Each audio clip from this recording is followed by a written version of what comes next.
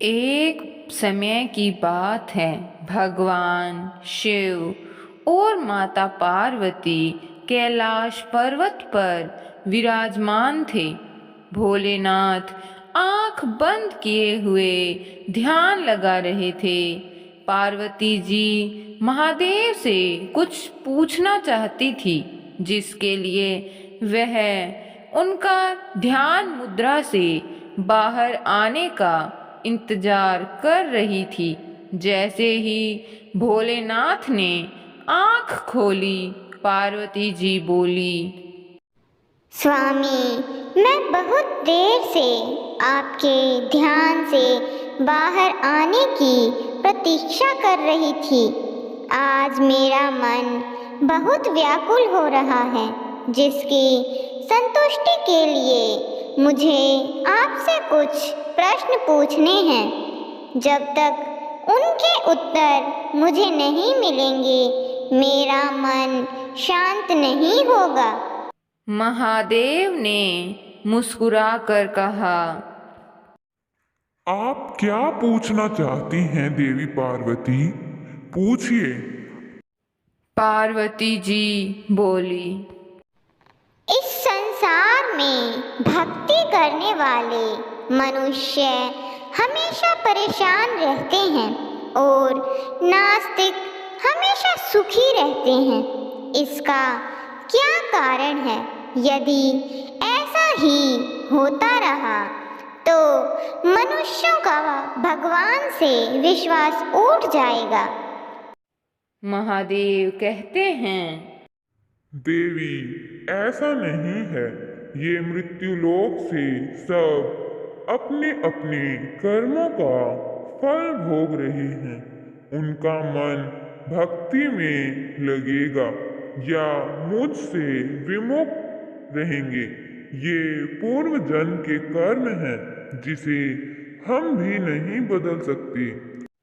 ये सब सुनकर पार्वती जी ने कहा, लेकिन प्रभु, आप चाहें तो भक्तों को कष्टों से बचा सकते हैं।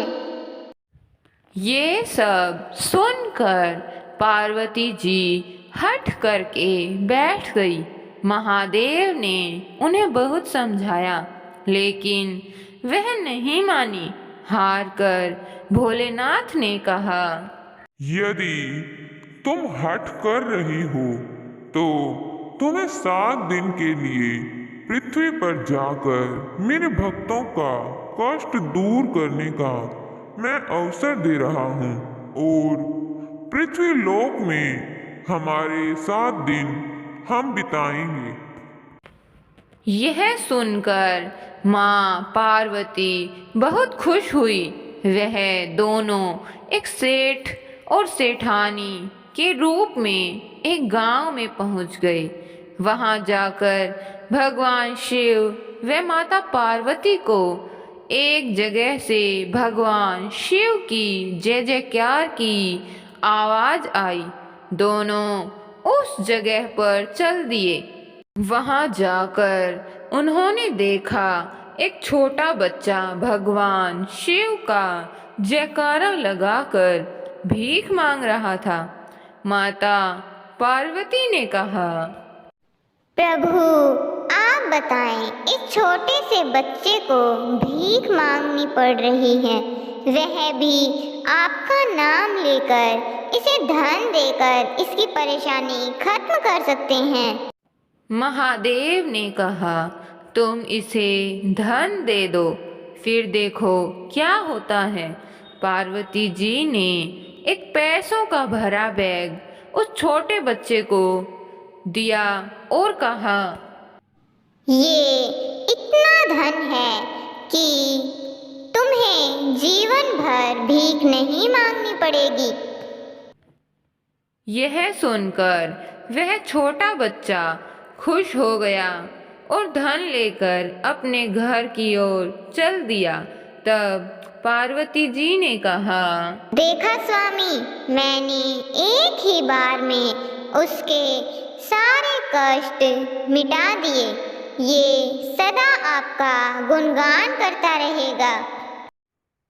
देवी, यह तो समय आने पर पता लगेगा।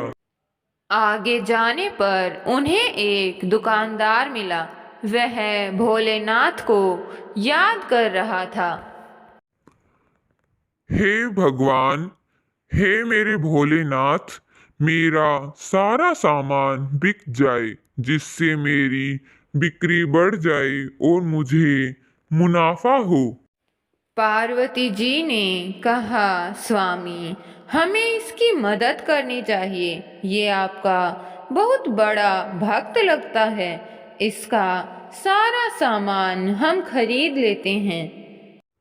देवी पार्वती, इसका सामान धीरे धीरे बिके, यही इसके लिए अच्छा है। फिर भी तुम इसकी मदद करना चाहती हो तो तुम करो।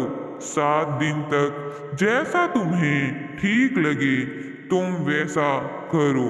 8वें दिन हम इनसे मिलेंगे और देखेंगे। पार्वती जी ने आगे बढ़कर उस दुकान का सारा सामान खरीद लिया और वह दुकानदार खुशी खुशी भगवान का धन्यवाद करके अपने घर चला गया। पार्वती जी बहुत खुश थी। उन्होंने महादेव के भक्तों के कष्ट मिटा दिए और कहती हैं, देखा प्रभु, मैंने आपके भक्तों के सभी कष्ट मिटा दिए। अब वह सदा आपका गुणगान करेंगे। इसी तरह महादेव जी और पार्वती जी गांव में रहते रहे। 2 दिन बाद उन्हें एक डकैत मिला जो डकैती करने से पहले माँ काली को याद कर रहा था। वह माता काली का बहुत बड़ा भक्त था। तभी माता पार्वती ने उसे पैसों से भरा एक बैग दे दिया ताकि उसे डकैती करनी ना पड़े। और ऐसे ही 7 दिन बीत गए और 8वें दिन महादेव ने कहा, देवी, हमारा अब पृथ्वीलोक पर समय पूरा हो गया है। अब हमें कैलाश पर्वत पर चलना चाहिए। महादेव और पार्वती दोनों कैलाश पर्वत पर वापस लौट आते हैं। हे प्रभु, मैं देखना चाहती हूँ कि जिनकी मैंने मदद की थी वो अब कितना खुशहाल जीवन व्यतीत कर रहे हैं। कृपया मुझे दिखाइए। महादेव पार्वती को सबसे पहले उस छोटे बच्चे का घर दिखाते हैं। वह बच्चा घर में बैठा रो रहा है।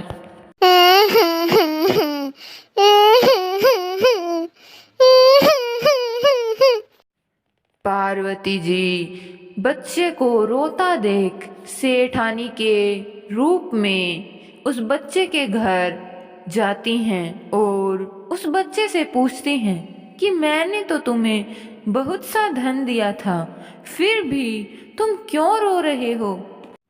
तब बच्चा कहता है, हम तो पहले गरीब ही अच्छे थे। महादेव की कृपा से जो थोड़ा बहुत धन मिलता था उसी से खुशी खुशी रहते थे। आपके धन से मेरे पिताजी सामान खरीदने दुकान गए, लेकिन उस दुकानदार के पास केवल धन था। उसका सारा सामान किसी ने खरीद लिया था। वह दोनों सामान लेने आगे चल दिए। तभी उन्हें एक डकैत मिला। वह भी उसी दुकान पर सामान लेने आया था। उसके पास बहुत सा धन था। तभी पुलिस आई वहां पर और पुलिस ने चारों को डकैत समझकर जेल में डाल दिया। और उन चारों में एक मेरे पिताजी थे। उन्होंने मेरे पिताजी को भी डकैत समझकर जेल में डाल दिया। अब मैं क्या करूं? आप ही मुझे बताइए, मैं मेरे पिताजी को कैसे बचाऊं? यह सब सुनकर पार्वती जी को अपनी भूल का एहसास हुआ और वो कैलाश पर्वत पर वापस लौट आई। हे प्रभु, मुझसे बहुत बड़ी भूल हो गई है। आपने जिसे जितना दिया था उसके लिए उतना ही ठीक था। मुझे माफ कर दीजिए प्रभु और इनके कष्ट मिटाइए। देवी, आपकी जिज्ञासा को शांत करने के लिए यह जरूरी था। मेरे भक्तों की आप चिंता ना करें। मुझे मेरे भक्तों की चिंता है। कल सूरज उगते ही ये सब अपना अपना जीवन 7 दिन पीछे से शुरू कर देंगे और सब जो 7 दिन में हुआ है इसे भूल जाएंगे। अब देवी पार्वती कैलाश पर्वत पर से देखती हैं कि सभी भक्त 7 दिन पहले से जीवन व्यतीत करना शुरू कर देते हैं और इन 7 दिनों में हुई घटना को भूल जाते हैं।